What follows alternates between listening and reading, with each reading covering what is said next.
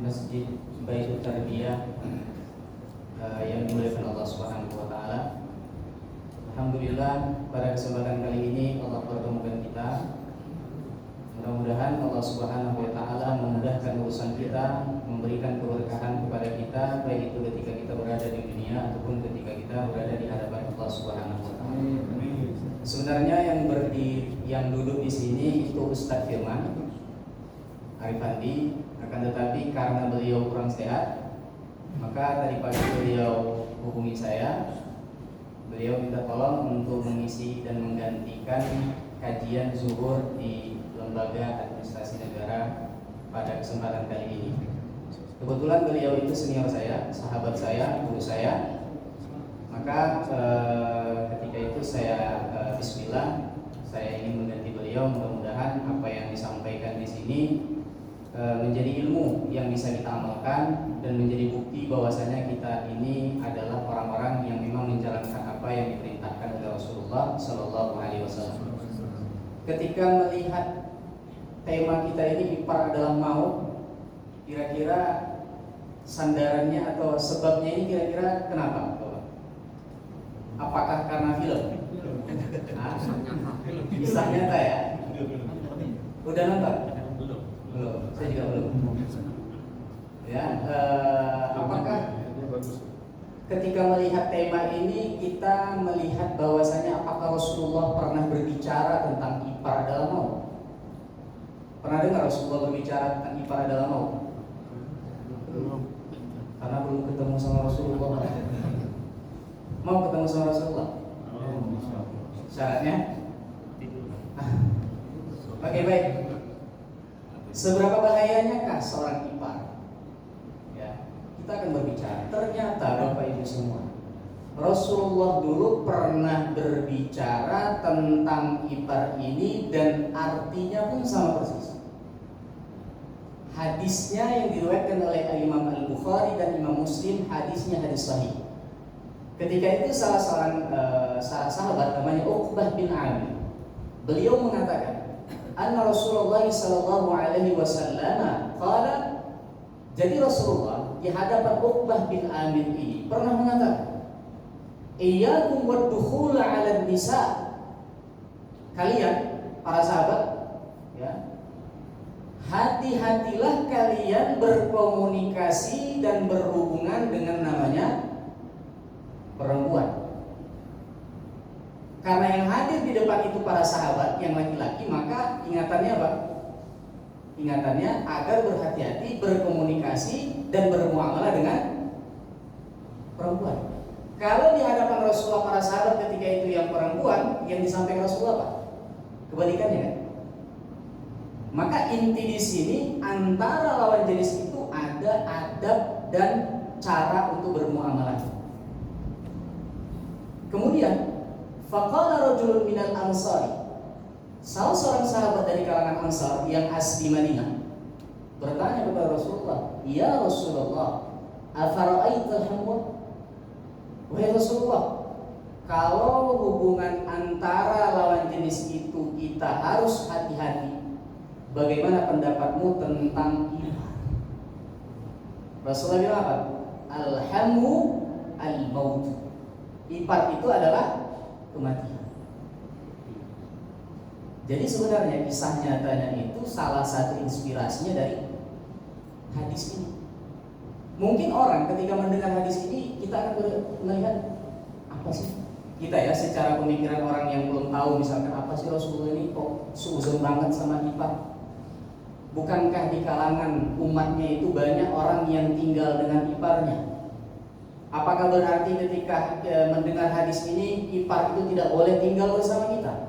Atau dalam posisi kita ini adalah ipar, kita tidak boleh tinggal bersama kakak kita? Makanya ketika mempelajari hadis ini kita tidak bisa hanya terpaku kepada teksnya saja Bapak Ibu semua. Makanya adanya ulama menjelaskan kepada kita maksud daripada ipar adalah kematian itu apa.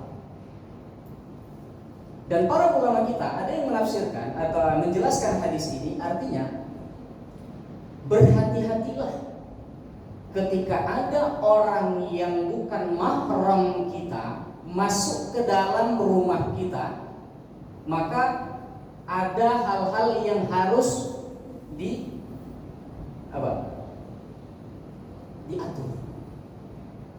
Nanti kita akan melihat siapakah mahram kita. Apakah ipar ini mahram kita? Apakah misalkan bibi kita itu adalah mahram kita? Kita akan berbicara sini dan kita akan mengkaitkan dengan tema kita pada hari ini. Dan saya secara pribadi ketika menemukan hadis Bapak Ibu semua, kebetulan saya alhamdulillah 10 tahun di Yordania, S1 sampai S3 di Yordania, bidangnya hukum Islam. Ya. Jadi sepertiga hidup saya itu ya di sana. Ya, sepertiga, jadi mempelajari tentang hal-hal seperti ini. Dan saya ketika menemukan hadis, terutama hadis yang berbicara tentang aturan-aturan Allah Subhanahu wa Ta'ala, itu saya simpan, saya baca setiap hari. Karena kenapa? Hadis ini kan wahyu, bukan perkataan manusia yang dipenuhi dengan kepentingan, bukan perkataan manusia yang di dalamnya ada hal-hal yang terkait dengan hawa nafsu. Orang ketika berbicara, meskipun itu adalah pengalamannya, tapi itu kan bukan wahyu. Tapi Al-Quran, tapi hadis itu adalah wahyu. Itu adalah sesuatu dari Allah Subhanahu wa Ta'ala, yang mana Allah Subhanahu wa Ta'ala itulah yang menciptakan kita, dan Allah tahu apa yang kita butuhkan. Makanya para ulama mengatakan, inna syara'i'a kullaha masalihul ibad. Sesungguhnya semua syariat yang diberikan oleh Allah melalui lisan Rasulullah itu demi kemaslahatan manusia atau hamba Allah itu sendiri. Contoh yang mungkin sering diperdebatkan itu ya, sebelum kita masuk di sini, ketika ada orang mencuri, hukumnya apa dalam Islam? Dipotong tangan. Tapi apakah orang ketika mencuri 2.000 langsung dipotong tangan? Tidak. Atau bahkan ada orang mengatakan, oh Islam itu kejam sekali. Tapi kita selaku seorang muslim, ketika kita tahu bahwasanya itu syariat dari Allah Subhanahu wa Ta'ala, tugas kita mempelajarinya, menghayatinya, hikmah yang Allah sampaikan di sini apa? Ya, ternyata ketika potong tangan itu ya tidak 2.000 langsung potong tangan, tidak, melainkan sampai tidak 4,5 gram emas. Emas itu 1 gram sekarang berapa? 1,4 ya. 1,4 kali 4 5,5 juta. Jadi orang yang mencuri sampai kepada 5,5 juta, di situ dia baru dipotong tangan. 1 juta belum berat. Itu kalau kita pelajari kita jadi tahu. Kemudian syariat lain apa? Ketika orang diancam, orang mengambil sesuatu yang bukan haknya sampai kepada nisab 5,5 dipotong tangannya, artinya apa? Di situ akan ada yang namanya keamanan dan kenyamanan. Orang kalau misalkan mau mencuri, wah ini hilang tangan awalnya, nggak mau dia mencuri. Jadi apa? Jadi harta orang lain itu terjaga. Yang terjadi apa? Keamanan. Orang akan takut. Begitulah manfaat daripada syariat Allah. Tugas kita sebagai seorang muslim mencari hikmah. Apa sih yang Allah inginkan pada syariat ini? Termasuk hal seperti ini, kita tidak boleh harus negative thinking. Apa sih maksud Rasulullah itu? Kok bisa ipar itu adalah maut? Kenapa sih berbahaya seperti itu? Dan ternyata kisahnya kisah nyata ada. Bahkan perselingkuhan tersebut dimulai dari apa? Dari ipar juga ada. Bahkan lebih parah Pak, mertua juga. Bahkan ada berita nanti kita sampaikan di sini antara ibu kandung juga. Nah, di sini kita akan menjelaskan nanti. Pertama, rincian mahram. Bapak Ibu semua, kita harus tahu mahram kita itu siapa? Mahram atau muhrim? Muhrim apa artinya? Yang sering kita sebut apa? Muhrim kan? Muhrim itu Bapak Ibu artinya orang yang sedang berihram. Orang yang lagi umroh, dia sudah pasang ihram, atau orang yang ingin berhaji, dia pasang ihram, itu namanya muhrim. Kalau mahram, inilah yang sedang kita bicarakan, orang yang haram untuk dinikahi. jadi setelah ini nanti kata muhrim itu diganti, bukan mahram. Nah, bukan muhrim lagi. Kalau kita bilang bukan muhrim, nanti jawab sama dia, saya bukan berihram. Yang benar adalah mahram. Di sini ternyata di dalam ayat Al-Quran surah An-Nisa ayat 23 Allah menjelaskan siapa mahram. Dan ternyata Bapak Ibu semua, mahram itu terbagi pada dua, mahram mu'abbad dan mahram mu'aqqad. Mu'abbad apa Ustaz? Mu'abbad itu adalah mahram yang selamanya jadi mahram kita dan kita tidak boleh menikah dengan mereka sampai nanti ketika kita jumpa di akhirat, itu tetap mahram kita. Tapi kalau nanti kita juga berbicara ada tidak mahram mu'aqqad, mahram yang sementara. Ipar ini masuk ke dalam mahram yang selamanya atau mahram yang sementara? Ustaz, kenapa harus dijelaskan? Karena ada konsekuensinya. Bagaimana hubungan kita nanti dengan mahram yang selamanya, mahram yang sementara itu ada. Kenapa kita perlu menjelaskan ini Bapak Ibu semua? Karena kita tidak mau hubungan yang kita lakukan, yang kita anggap itu biasa, ternyata itu melahirkan dosa. Karena Rasulullah SAW dalam salah satu hadisnya yang diriwayatkan oleh Imam Ahmad dalam musnadnya, dan ini adalah hadis hasan li ghairihi, Rasulullah mengatakan, wa innar rajula la yuhramu rizqa bidzanbi alladhi yusibu. Sungguhnya seseorang itu akan terhalangi dari rezekinya disebabkan oleh dosa yang dilakukan. Ingat, seseorang akan terhalangi dari rezekinya disebabkan oleh dosa yang dilakukan. Rezeki itu Bapak, Ibu semua, tidak hanya terbatas kepada nominal angka yang kita terima per bulan, itu bagian dari rezeki.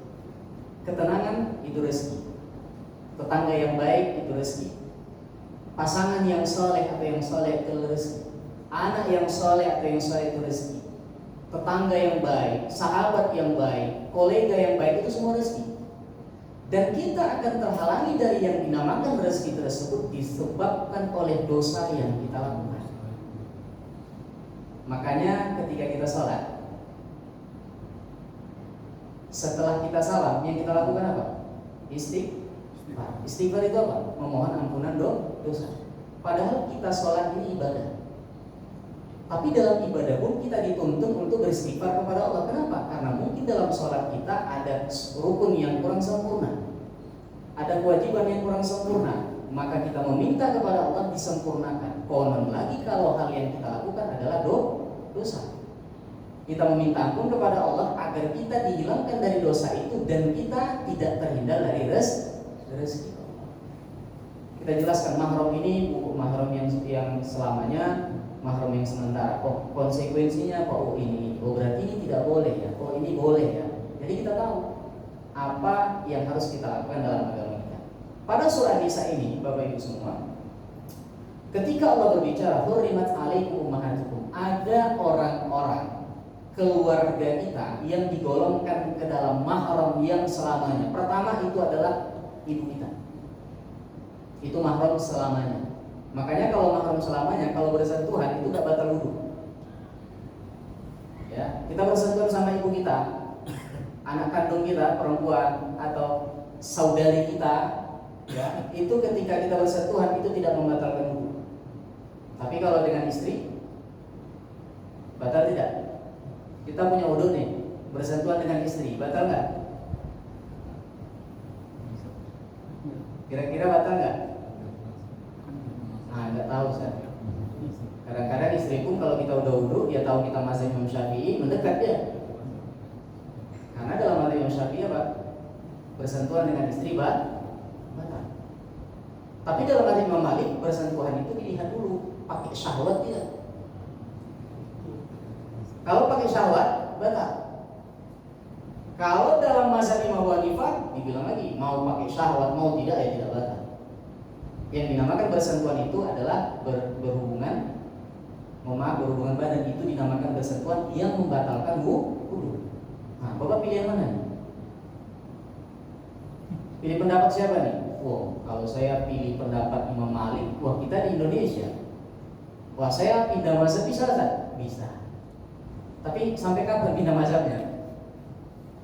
Nah, jadi kalau saya sendiri pun kalau dalam keadaan misalkan istri tiba-tiba datang itu kita pindah mazhab. Karena dalam masalah fikih ini adalah fikih apa ya? Ijtihadiyah, perkara ijtihad. Para ulama kita melihat hukum berdasarkan ayat ini apa sih hukumnya? Oh ini boleh, ini tidak boleh. Makanya berbeda pendapat itu tidak masalah. Selama yang berbeda pendapat itu adalah ulama. Kalau kita ubaru, nah, kalau ulama kan berbeda pendapat tidak masalah. Kalau kita ini kan ubaru. Kalau kita yang berbeda pendapat itu yang jadi masalah. Kalau kita berbeda pendapat tentang hukum Islam itu masalah kecil jadi besar, masalah besar tak selesai. Atau kita sepakat untuk gak sepakat. Tapi kalau para ulama ketika mereka melihat ayat Allah, hadis Rasulullah, mereka mengerahkan segala kekuatan dan ilmu mereka melahirkan hukum fi. Pertama itu ibu kita, kedua anak perempuan kita kata Allah yang diharamkan. Wa banatukum wa akhwatukum, saudari perempuan kalian kata Allah. Wa ammatukum wa khalatukum. Kalau dalam bahasa Indonesia, bibi itu kan mau dari pihak ayah itu bibi, dari pihak ibu bibi juga. Dalam bahasa Arab itu dibedakan. Kalau bibi dari pihak ayah itu namanya ammah. Makanya kalau kita di Arab itu biasa kalau tidak kenal itu biasa dipanggil ya am, wahai paman, wahai paman. Ada Arab yang iseng dia bilang saya bukan paman Anda. Terus supir taksi itu kan biasa kita berhentikan ya am, wahai paman, keluar kepalanya dari tempat itu, saya bukan paman Anda. Dia iseng. Tapi biasa dalam keadaan dalam orang Arab itu ketika ya am itu paman ya tidak jadi masalah, itu paman. Kalau istrinya ammah. Dan Allah menyebutkan di sini yang diharamkan bagi kalian itu adalah bibi dari pihak ayah, wa khalatukum, bibi dari pihak ibu. Itu tidak bisa dinikahi.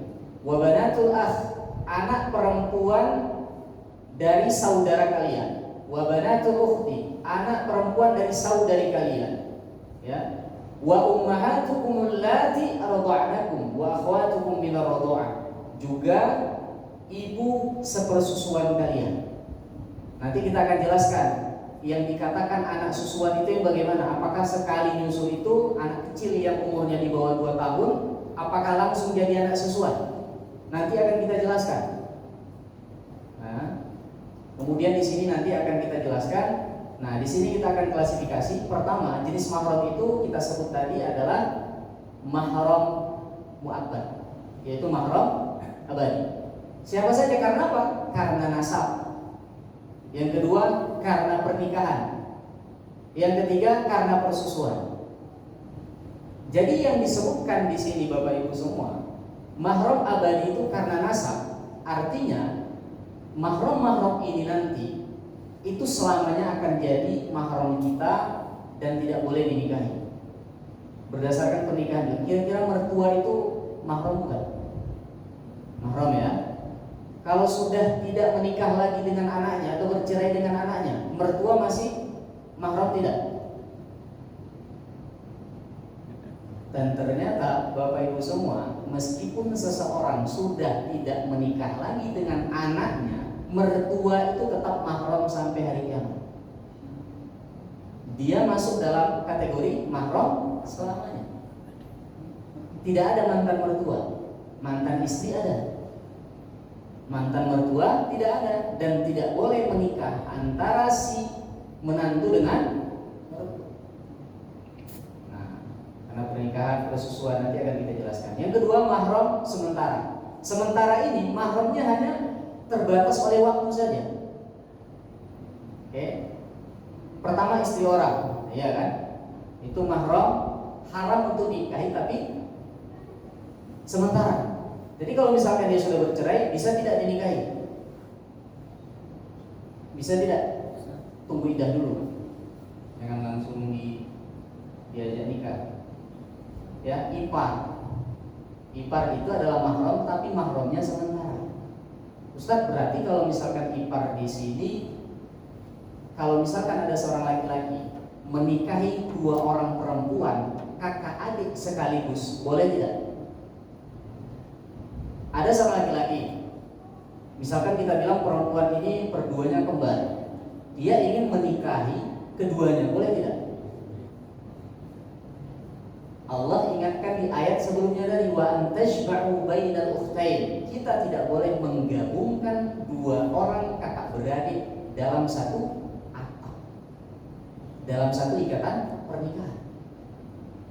Kalau misalkan kita menikah sama si kakaknya misalkan wafat atau sudah bercerai, kita bisa nikah sama.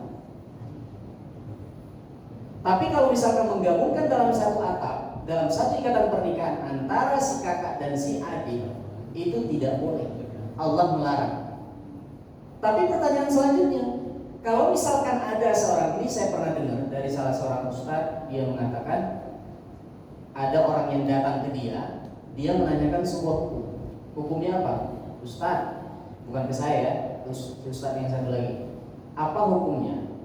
Kalau saya seorang perempuan, saya punya sahabat perempuan, saya ingin menikah sama salah seorang laki-laki, tapi saya katakan sama seorang laki-laki tersebut, boleh Anda menikahi saya, tapi syaratnya Anda juga harus menikahi sahabat saya. Pertanyaannya, boleh seperti itu? Boleh. Boleh. Kalau Bapak dalam posisi seperti itu gimana? Wahai, gitu ya. Jadi itu dibolehkan, tapi akadnya sekaligus itu tidak boleh. Gimana maksudnya? Jadi kalau misalkan si perempuan ini kan punya wali, yang menikahkan siapa? Walinya. Sedangkan sahabatnya punya wali juga. Nggak mungkin dua tangan langsung kan? Dibilang orang pengaruh tadi, tamak sekali. Tapi yang boleh itu dia menikah pertama sekali dengan si perempuan, kemudian baru setelah itu dia menikah dengan yang kedua. Itu hukumnya secara fikihnya. Apakah terjadi? Allah Ta'ala a'lam bishawab. Mungkin terjadi, mungkin juga.